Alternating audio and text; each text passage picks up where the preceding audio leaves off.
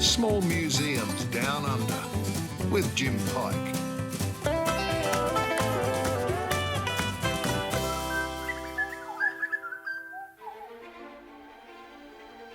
Welcome to the beautiful Nambucca Valley. We find ourselves back in Bowraville, which is roughly halfway between Sydney and Brisbane on the east coast of New South Wales. And today we're going to be looking at the Frank Partridge VC Memorial Museum. You must see it. Hey Blue, how you doing? Good, thank you. Good to see you. We popped in to have a look around your museum. How did this get started? It originated up in the Folk Museum and we believed it needed being. So we came down here and we've just gone from strength to strength. And these are the old council chambers, aren't This is the old council chambers, yeah. We ended up buying the building off the council for the right type of money. You fluked that one. Yeah. I don't think I've ever been to a museum that has so many exhibits. Where do they all come from? Not all locally, obviously, a lot of donations from around the place. We've just acquired and keep acquiring. People come and visit and they think, well, we've got stuff sitting in the wardrobe or on the back shelf or something, and they give it to us. So. Right. And I think we've bought 2 of the vehicles. Is about the only thing we've ever bought. Right. It's an absolutely amazing collection. It's been a lot of effort. I've been driving the show for 25 years this year, I believe. We've got a good crew of volunteers and we're lucky enough to stay open 7 days a week. And people appreciate it. So here we are in the Frank Partridge VC Museum in Bowraville. What's a VC? Well, if you're not from around these parts, the VC is the highest medal for valour in the British Commonwealth. VC stands for Victoria Cross, and the metal in the Victoria Cross comes from one of the cannons in the Crimean War. Not this Crimean War, the last Crimean War was a Russian gun from, Charge of the Light Brigade fame. Frank Partridge was a local fella, and he was at the age of 20. He became the youngest and the last Australian to win a VC in the Second World War. He was also famous amongst, the rest of Australia when he became a quiz champion on BP Pick-a-Box. Only 4 people ever got to the whole end of the game. There were these 40 boxes, each with a question, and if you got the questions right, you got what was in the box. So he ended up back then winning the equivalent of $250,000 worth of prizes these days. And the whole of Australia knew him. He was everyone's favourite. He was a farmer from just outside Bowraville, and had sort of found fame from that. Not long after that, he got married, had a kid, and I think a year or so after that, he was killed in a car accident. So died at a young age at 39. And this building is a memorial to him and to, in fact, all of those that have died in service to the country. If you go to any country town, you'll see lots of little memorial here and there with all sorts of names on it, lots of them from the same family. And this remembers all of that. It's the most amazing museum. There is so much stuff in this small space, you're not going to believe it. We have a memorial room, a Vietnam room, First World War, Second World War, and bits and pieces down the back. It's a pretty extensive collection. Yeah. So the big question is, where do you want to start? There are rooms that cover all the conflicts that Australians have been involved in, and there's terrific detail, small items you would never even consider about with being involved in wartime. And it's here. You've got to come, bring the kids and show them what happened back in the day. The dead man's penny, they were sent to the relatives, usually the mother of a digger who lost his life in the First World War. Wow. They're all individually marked. They've got the name as to who the fellow was. Wow, not something you want to get really, is it? No. This was originally the old council chambers, and of course, being a council, you needed somewhere to lock up all your money, which, as it turned out, was a good thing because you can't have this collection unless it's kept safely. First World War, Second World War, later model stuff on this side. And one of those, a good little rifle. The police are having a crackdown on all those firearms, although they've been there for that long, and they're inoperable. And I couldn't see anyone running into a chemist shop with one of them to hold it up. But the police, in their wisdom, have decided they can't just be out loose. This is interesting. It's even got a ejector seat. These were in De Havilland Vampires and Meteors.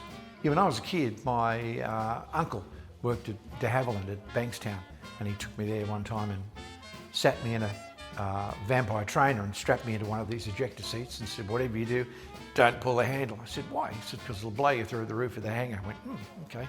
And I've had a respect for ejector seats ever since. There are lots of exhibition rooms, but just when you thought you'd seen it all, you get to these two windows and you look in there to an amazing collection of vehicles. And by special permission, we've been allowed to go down and have a look. Not many champs around these days. No. That's a champ, a Rolls-Royce engine in it. The Brits trying to make a version of the Jeep. We've got a crew that restore most of these vehicles. Most of them have been done out on one of our members' farms with a work crew. Yeah. Because you can't work in here on restoring these things. Yeah.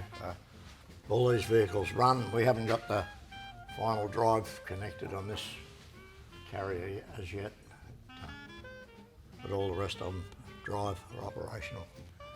The common old Jeep, Willie's Jeep, it's much used and admired, and I think they had a lifespan of about 3 hours or something, someone told me once.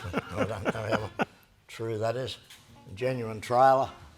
Now these were harder to come by than Jeeps, aren't they? I believe so, yeah. I believe so. The Jeep was our first acquisition in vehicles.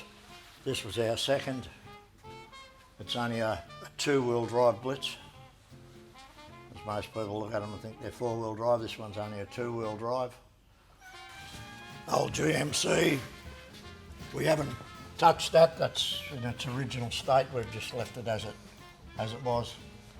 The Acco, she went to Vietnam and came back. Australia brought most of our stuff back if it was worthwhile bringing back.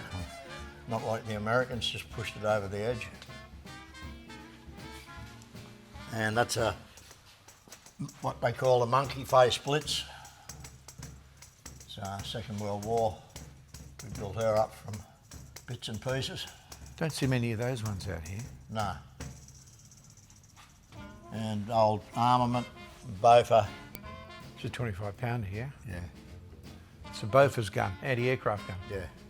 That came from out the front of Southwest Rocks, RSL. Oh, really? Yeah, it was the old blokes there decided they couldn't look after it anymore. Asked us, did we want it? The funny story with that, I lived on a farm, I had 25 acres, and had police knock on the door one day, and this was in the backyard in the paddock. And the police said, you got a big gun out the back here? I said, yeah, why? They spotted it, picked it up from the air, apparently, and came to see what it was. And I just chuckled. Torpedo mark, I don't know what type of torpedo it is. It's got all holes cut in it. It was unwanted in the position they had it, and they were going to dump it at the tip. When they told me that, we were down there the next morning with a trailer and acquired it. Saved it. Which is a pretty good collection. It's a brilliant collection. This is our clothes locker, uniform locker. Wow. Yeah, but so many uniforms, you must get a lot of sort of people asking whether they can rent them out for movies or TV shows. We had intended to do that, and then somebody said that they can't wear them and they can't do this because they're impersonating an officer and all that, but I thought that was a lot of hogwash myself. But yeah, they're available for hire. We don't even use these uniforms anymore, No. You know. Every single piece in this place has a story. Every single piece. Like this over here. This is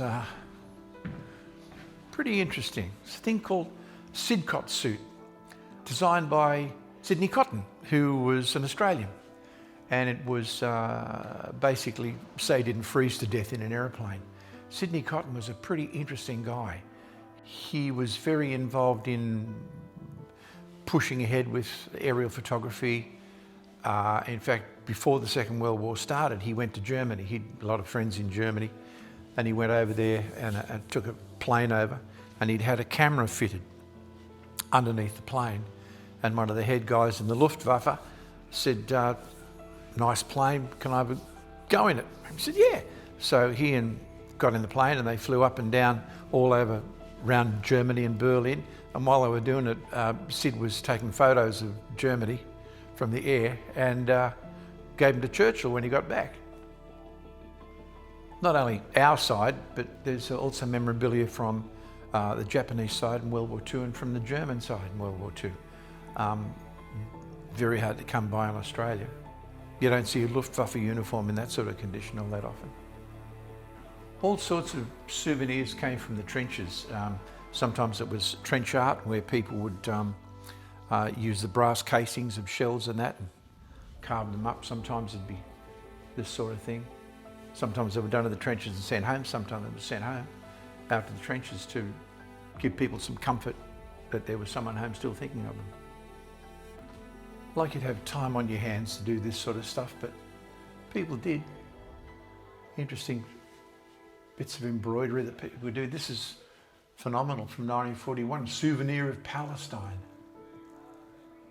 Funny the things people brought back with them, as well as memories. And this is one that's close to home for my age group, I suppose. This is the Vietnam room.